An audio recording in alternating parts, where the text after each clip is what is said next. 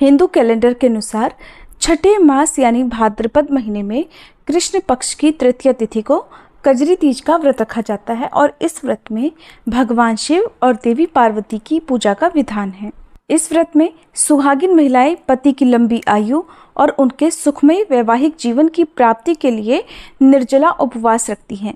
कजरी तीज को कजली तीज या सातुड़ी तीज भी कहा जाता है। आज के दिन व्रती महिलाओं को चाहिए कि प्रातःकाल जल्दी उठकर स्नान आदि करके स्वच्छ व साफ वस्त्र धारण करें, श्रृंगार करें। इसके बाद घर में मिट्टी या गोबर से एक गोल छोटा घेरा बना लें। इसमें कच्चा दूध और पानी डालें और उसके किनारे दीपक जलाएं। अब गोल घेरे के किनारे पर नीम की एक टहनी लगा दें और उस पर चुन्नी ओढ़ा दें। इसके बाद सारी पूजन सामग्री जैसे कुमकुम, अक्षत, रोली, सिंदूर, मेहंदी, बिंदी आदि और 16 श्रृंगार सामग्री आदि अर्पित करें और फिर पूजा करें। दिन भर उपवास रखें। रात में चंद्र देवता को अर्घ देकर ही अपना व्रत खोलें। व्रत खोलने से पहले शाम को चंद्र देवता की पूजा करके या सुबह पूजा करके जो व्रत की कथाएं पढ़ी या सुनी जाती हैं वो सब आज के इस वीडियो में आप सुनेंगे।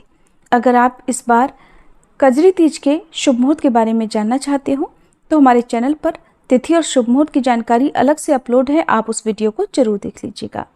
आज के दिन लपसी तपसी की कथा भी सुनी जाती है, जिसे इस वीडियो के लास्ट में मैं आपको सुनाऊंगी। तो पहली पौराणिक कथा के अनुसार किसी गांव में एक गरीब ब्राह्मण रहा करता था। भाद्रपद महीने की कजरी तीज आई तो ब्राह्मणी ने भी तीज माता का व्रत रखा और ब्राह्मण से कहने लगी, आज मेरा तीज माता का व्रत है, जाओ और कहीं से चने का सत्तू लेकर आओ। तो वह ब्राह्मण कहने लगा, अरे भाग्यवान, तुम तो सब जानती हो, मेरे पास इतने पैसे कहाँ, मैं कहाँ से सत्तू लेकर आऊं। तो ब्राह्मणी कहने लगी, चाहे कुछ भी करो, मैं कुछ नहीं जानती, लेकिन मेरे लिए कहीं से भी सत्तू लेकर आओ। कहीं पर भी जाओ, चोरी करो या डाका डालो, लेकिन मेरे लिए शाम होने से पहले सत्तू लेकर ही घर में आना। आखिरकार वह ब्राह्मण अपनी पत्नी की बात मानकर सत्तू लेने के लिए घर से निकला। जब वह घर से निकला तो उस समय रात का समय था। रात के अंधेरे में वो एक साहूकार की दुकान में घुस गया। उसने देखा कि उस समय साहूकार दुकान में नहीं था, तो उसने वहां पर चने की दाल, घी, शक्कर लेकर 1.25 किलो तोलकर सत्तू बना लिया और बिना साहूकार के आए ही वो बिना पैसे दिए वहां से जाने लगा। आवाज सुनकर दुकान के नौकर वहां पर आ गए और जोर जोर से चोर चोर चिल्लाने लगे। इतनी देर में साहूकार भी आ गया और ब्राह्मण को पकड़ लिया। तो ब्राह्मण कहने लगा, अरे भाई, मैं चोर नहीं हूँ, मेरा विश्वास करो, मैं एक बहुत गरीब ब्राह्मण हूँ और आज मेरी पत्नी का तीज माता का व्रत है, इसलिए मैं सिर्फ इस 1.25 किलो का सत्तू बनाकर ले जा रहा था, चाहे तो आप मेरी तलाशी ले लो। साहूकार ने उसकी बात का विश्वास ना कर जब उसकी तलाशी ली तो उसके पास सत्तू के अलावा कुछ भी नहीं निकला। चंद्रमा आसमान में निकल आया था और ब्राह्मणी घर पर ही इंतजार कर रही थी कि कब सत्तू आए, कब मैं निमड़ी माता को सत्तू का भोग लगाकर अपना व्रत खोलूं। उधर साहूकार ने जब देखा कि ब्राह्मण के पास तो सत्तू के अलावा कुछ भी नहीं निकला तो उसे ब्राह्मण की बात पर विश्वास हो गया। साथ ही उसे ब्राह्मण पर बड़ी दया भी आई। तो साहूकार कहने लगा, आज से तुम्हारी पत्नी को मैं अपनी धर्म बहन मानता हूँ। तब उसने ब्राह्मण को सत्तू, गहने, रुपए, मेहंदी, लच्छा और बहुत सारा धन देकर बड़े सम्मान से विदा कर दिया। फिर ब्राह्मण ने आकर वो सब सामग्री अपनी पत्नी को लाकर दी। फिर सबने मिलकर कजली माता की पूजा की और इस व्रत को संपूर्ण किया। हे कजरी माता, जिस तरह से ब्राह्मण के दिन फिरे वैसे ही इस कथा को कहने, सुनने और हुंकारा भरने वाले सभी भक्तों के दिन फिरना। बोली कजली माता की जय। दूसरी पौराणिक कथा के अनुसार एक साहूकार था, उसके 7 बेटे थे। उसका सबसे छोटा बेटा विकलांग था। वो रोजाना एक वेश्या के पास जाया करता। उसकी पत्नी बहुत ही पतिव्रता थी, खुद उसे अपने कंधे पर बिठाकर उस वेश्या के यहाँ लेकर जाती। वो बहुत गरीब थी, जेठानियों के पास काम करके अपना गुजारा किया करती। भाद्रपद के महीने में कजरी तीज के दिन सभी ने तीज माता के व्रत और पूजा करने के लिए सातू बनाए। छोटी बहू गरीब थी, उसकी सास ने उसके लिए भी एक सातू का छोटा पिंडा बनाया और शाम को पूजा करके जैसे ही वो सत्तू पासने लगी कि उसका पति कहने लगा, मुझे वेश्या के यहाँ छोड़कर आ। हर दिन की तरह उस दिन भी वह अपने पति को कंधे पर बिठाकर छोड़ने गई, लेकिन उसका पति अंदर जाने से पहले कहना भूल गया कि तुम जाओ। उससे पहले वो जब भी कहता कि तुम जाओ तो वो चली जाती और फिर दोबारा उसे लेने आती। उस दिन उसने जब नहीं कहा कि तुम जाओ तो वह बाहर ही खड़े होकर उसका इंतजार करने लगी। थोड़ी ही देर में जोर से वर्षा होने लगी और बरसाती नदी में पानी बहने लगा। कुछ देर के बाद नदी से आवाज आई, आवतारी जावतारी दोना खोल के पी, पिया प्यारी होए। आवाज सुनकर उसने नदी की तरफ देखा तो दूध का दोना नदी में तैरता हुआ आता दिखाई दिया।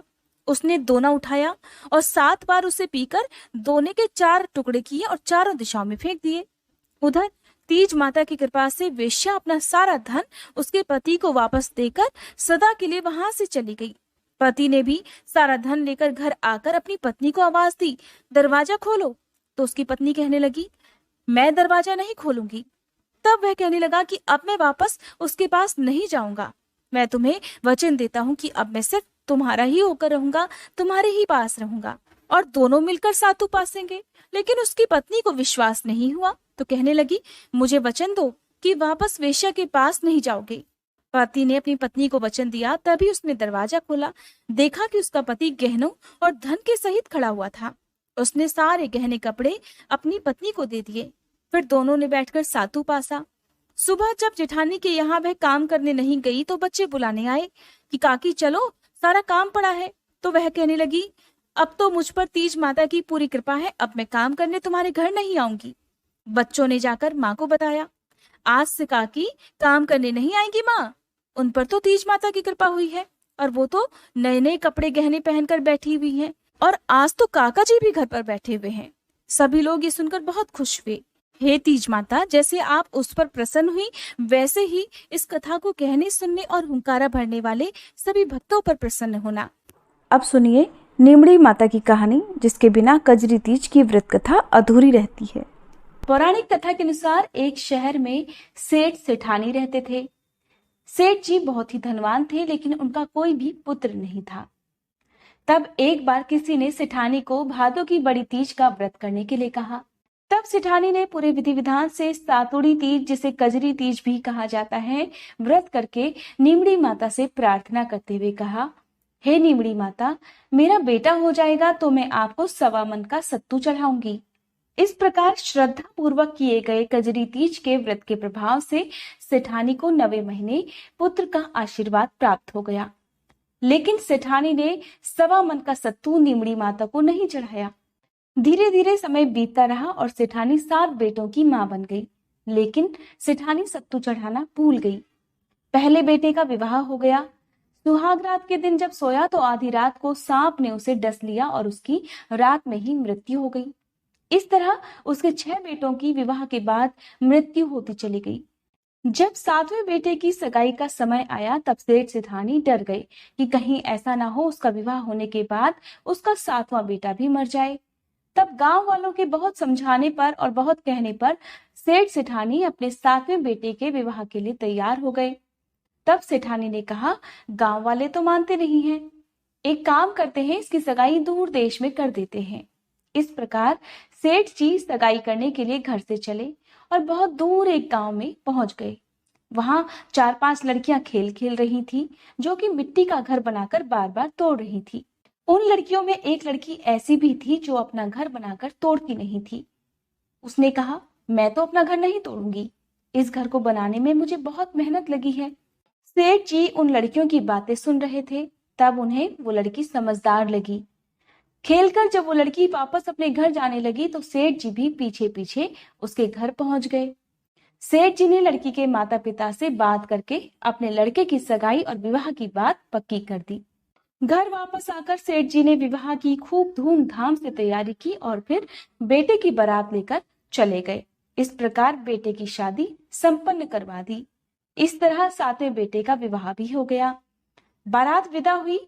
लंबा सफर होने के कारण लड़की की मां ने अपनी लड़की से कहा, मैं ये सत्तू और सीख डाल रही हूँ, रास्ते में कहीं पर भी शाम को नीमड़ी माता की पूजा कर लेना, नीमड़ी माता की कहानी सुन लेना, पूजा करके सत्तू खा लेना और सत्तू का बायना निकालकर अपनी सासू मां को दे देना।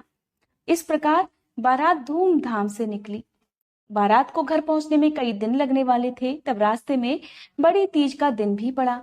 लड़की के ससुर उससे कहने लगे कि बहू खाना खा लो। तब बहू कहने लगी, पिताजी आज मेरा तीज का उपवास है, शाम को नीमड़ी माता की पूजा करके और नीमड़ी माता की कहानी सुनकर ही मैं भोजन करूंगी।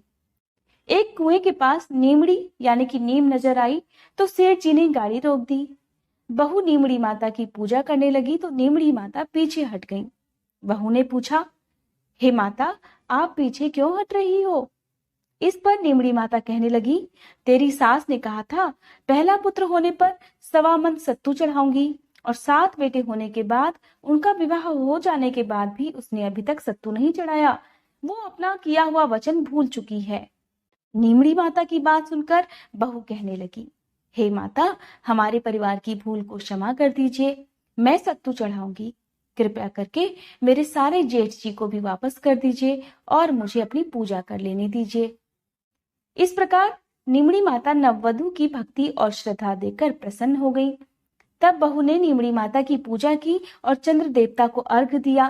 थोड़ा सत्तू खुद खाया और थोड़ा सत्तू अपनी सास को बायने के रूप में निकाल कर रख दिया। सुबह होने पर बारात अपने नगर पहुंच चुकी थी। जैसे ही बहू ने ससुराल में प्रवेश किया, उसके 6 जेठ वहां पर प्रकट हो गए। सभी बड़े खुश हुए और उन सभी को गाजे बाजे से धूमधाम के साथ घर में लिवा लाए। तब सास बहू के पैर पकड़कर उसका धन्यवाद करने लगी तो बहू कहने लगी, सासू जी, आप ये क्या करती हो? जो बोलवा करी है उसे याद कीजिए। सासू कहने लगी, मुझे तो याद नहीं, तुम ही बता दो।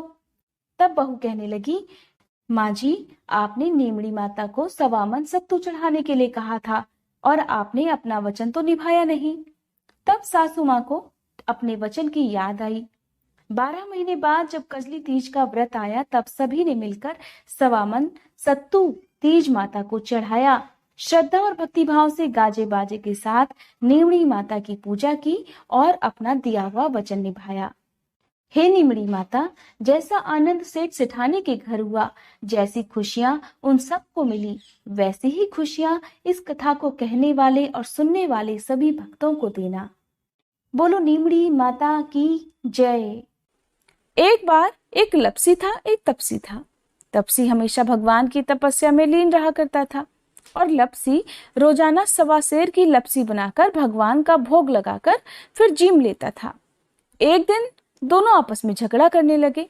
तपसी बोला, मैं रोज भगवान की तपस्या करता हूँ, इसलिए मैं बड़ा हूँ। लपसी बोला, मैं रोज भगवान को 1.25 सेर लापसी का भोग लगाता हूँ, इसलिए मैं बड़ा हुआ। नारद जी उधर से गुजर रहे थे। दोनों को लड़ता झगड़ता देखकर वहां आए और उनसे पूछा, नारायण नारायण, तुम दोनों क्यों झगड़ा कर रहे हो? तब तपसी ने खुद के बड़ा होने का कारण बताया और लपसी ने अपना कारण बताया। नारद जी बोले, तुम्हारा फैसला मैं कल कर दूंगा। दूसरे दिन लपसी और तपसी नहाकर अपनी रोज की भक्ति करने आए तो नारद जी ने छुप कर 1.25 करोड़ की एक एक अंगूठी उन दोनों के आगे रख दी। तपसी की नजर तपस्या करते हुए जब अंगूठी पर पड़ी तो उसने चुपचाप अंगूठी उठाकर अपने पैर के नीचे दबा ली। उधर लपसी की नजर अंगूठी पर पड़ी, लेकिन उसने ध्यान नहीं दिया और भगवान को भोग लगाकर लापसी खाने लगा। नारद जी सामने आए तो दोनों ने पूछा कि बताइए मुनिवर, कौन बड़ा? तो नारद जी ने तपसी से खड़ा होने को कहा। जैसे ही तपसी खड़ा हुआ तो उसके पैर के नीचे दबी हुई अंगूठी दिखाई पड़ी। नारद जी ने तपसी से कहा कि तपस्या करने के बाद भी तुम्हारी चोरी करने की आदत नहीं गई, और लपसी के आगे वही अंगूठी मैंने फेंकी, लेकिन उसने ध्यान ही नहीं दिया और उसने श्रद्धा के साथ लपसी का भोग भगवान को लगाया, इसलिए लपसी बड़ा है और तुम्हें तुम्हारी तपस्या का कोई फल भी नहीं मिलेगा। तब तपसी शर्मिंदा होकर क्षमा मांगने लगा। उसने नारद जी से पूछा, हे मुनिवर, मुझे मेरी तपस्या का फल फिर भला कैसे मिलेगा? नारद जी ने कहा, अगर कोई गाय और कुत्ते की रोटी नहीं बनाएगा तो फल तुझे मिलेगा। अगर कोई ब्राह्मण को भोजन करवाकर दक्षिणा नहीं देगा तो फल तुझे मिलेगा। अगर कोई साड़ी के साथ ब्लाउज नहीं देगा तो फल तुझे मिलेगा। अगर कोई दिए से दिया जलाएगा तो उसका फल तुझे मिलेगा। अगर कोई सारी कहानी सुने लेकिन तुम्हारी कहानी नहीं सुने तो फल तुझे मिलेगा। उसी दिन से हर व्रत कथा कहानी के साथ लपसी और तपसी की कहानी भी पढ़ी और सुनी जाती है। ये थी हरियाली तीज की व्रत कथाएं। उम्मीद है ये कथाएं आपको पसंद आई होंगी। वीडियो अच्छी लगी हो तो लाइक करके चैनल को सब्सक्राइब करना मत भूलिएगा।